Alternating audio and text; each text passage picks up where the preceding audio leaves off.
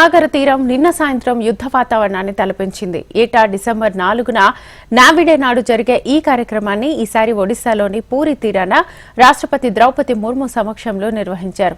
విశాఖ ప్రజల కోసం జనవరి 4న విన్యాసాల ప్రదర్శనకు నిర్ణయించారు. దానికి ముందు రిహార్సల్స్ గా నిన్న ఆర్కే బీచ్ వద్ద వివిధ రకాల సాహస విన్యాసాల్ని ప్రదర్శించారు. ఇందులో భాగంగా ఈ రోజు నావిడే విన్యాసాల కోసం రిహార్సల్స్ నిర్వహించారు.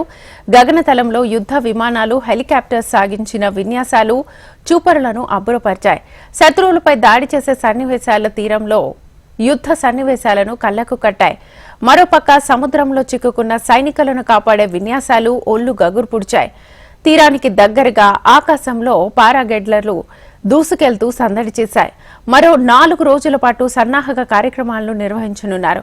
జనవరి 2న ఫుల్ డ్రెస్ రిహార్సల్స్ నిర్వహించినట్లుగా నావీ అధికారులు తెలిపారు. ఆ రోజు జరిగే విన్యాసాలకు ముఖ్యమంత్రి చంద్రబాబు ముఖ్య అతిథిగా హాజరవుతారని వారు వెల్లడించారు.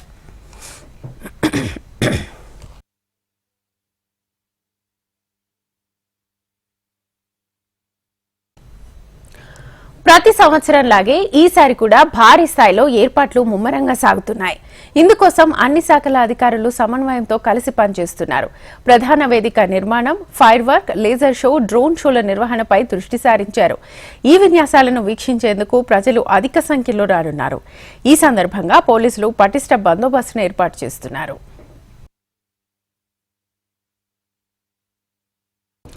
మరోవైపు సముద్ర తీరాన ఆర్కే బీచ్ లో జరిగే ఈ ఉత్సవాలు చూపరులను కనువిందు చేయనున్నాయి. ముఖ్యంగా విశాఖ తీరంలో ప్రతి ఏడాది ఈ ఉత్సవాలను చూసేందుకు ప్రజలు భారీ సంఖ్యలో తరలివస్తారు. యుద్ధ నౌకలు చీకట్లో పసుపు రంగు లైట్లను వెలిగిస్తూ చూపర్లను అట్టే కట్టిపడేస్తాయి.